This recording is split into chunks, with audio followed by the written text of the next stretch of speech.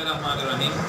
मज़ीद तलबा तालिबात, मैं राना शाहिद तनवीर आपके पेपर सोल्यूशन के साथ आपकी खिदमत में हाजिर हूँ।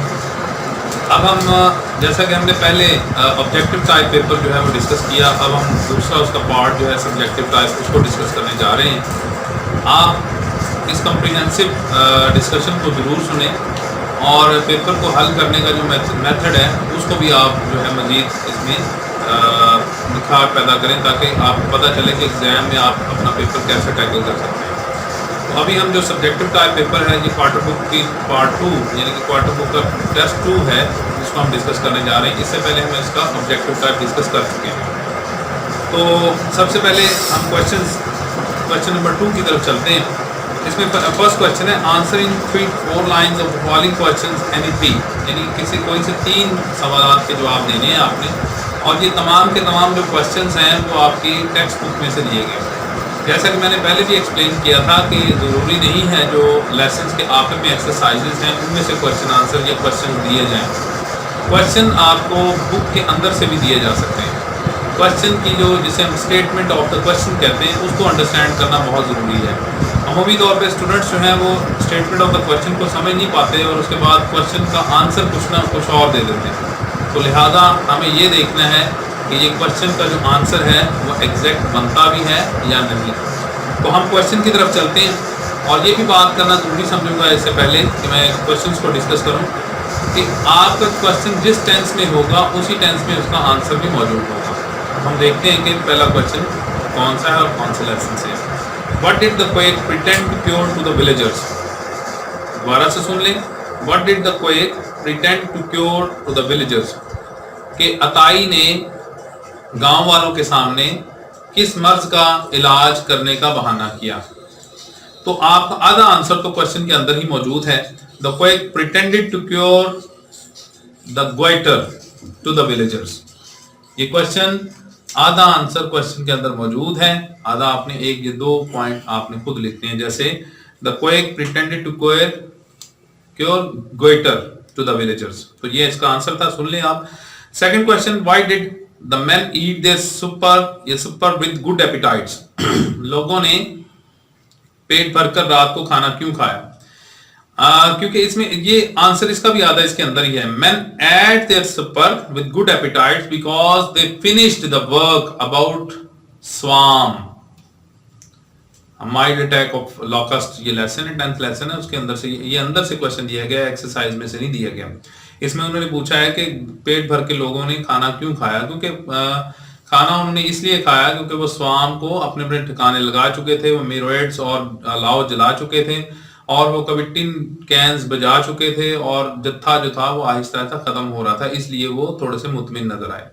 तो ये मैंने इसका आंसर आपके सामने बता दिया, आप इसको कंसल्ट भी कर सकते हैं अपनी हेल्पिंग बुक के साथ। How did the king get consent to kill the boy?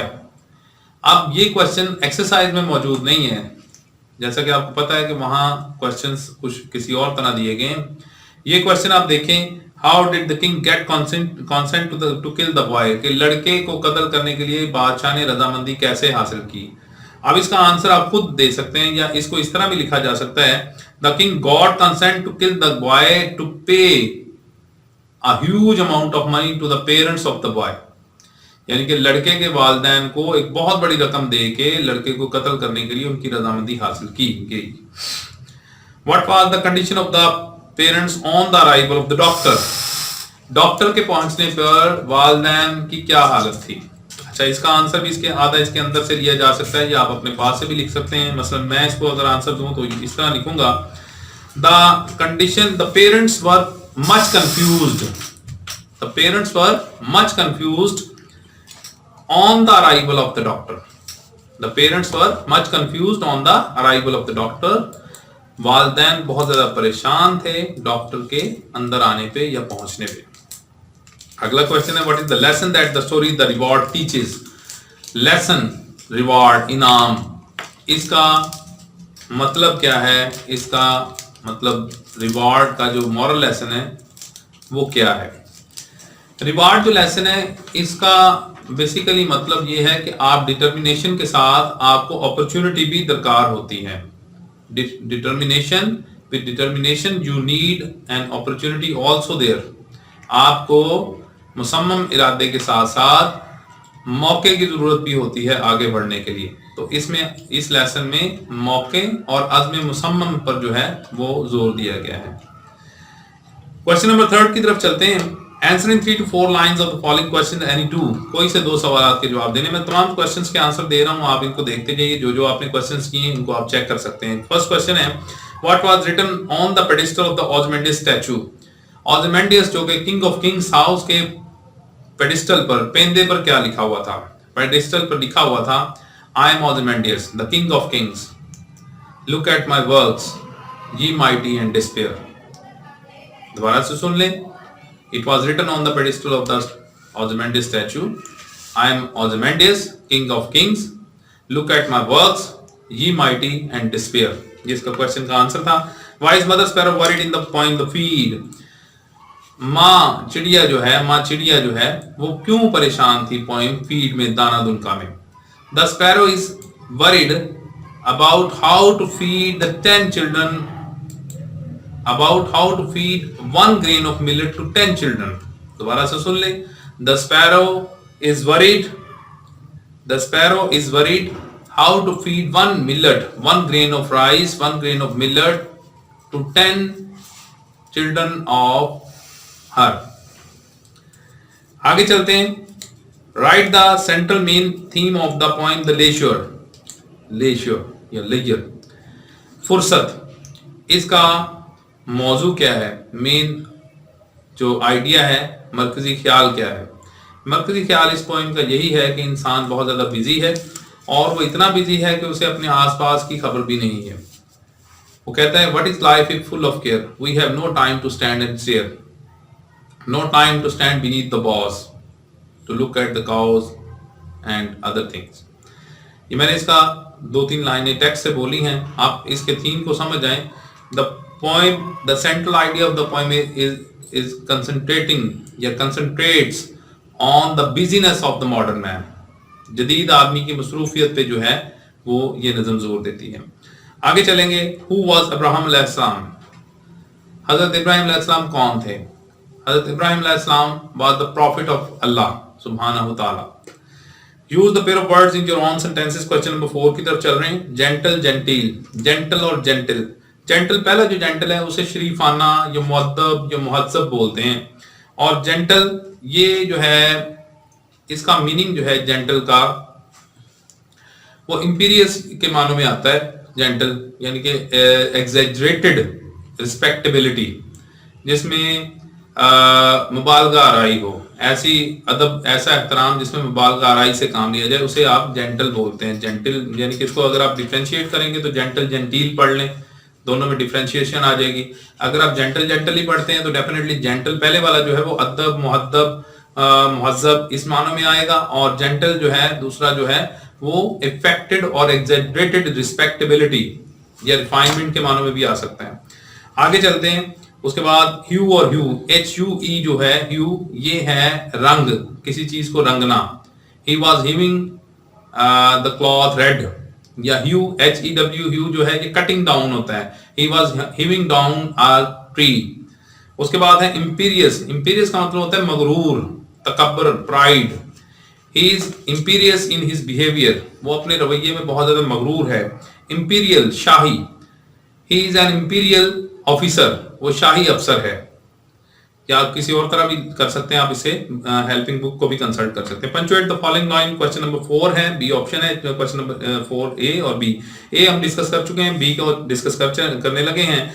No said the boy pay for the salt, said the king लेट्स it should become a custom and the village be ruined. दोबारा से सुने। और no said the boy, no said the boy नहीं लड़के, पे for the salt नमक की रकम अदा करो, सेट द किंग बादशाह ने कहा, lest it should become a custom ऐसा ना हो कि ये एक रवाज बन जाए, and the village be ruined और गांव तबाह हो जाए। अब देखेंगे मैंने पूरी लाइन की ट्रांसलेशन आपके सामने कर दी। अब आपने पंचुएट करना है। पंचुएशन का मतलब क्या होता है? रमूज औकाफ लगाना।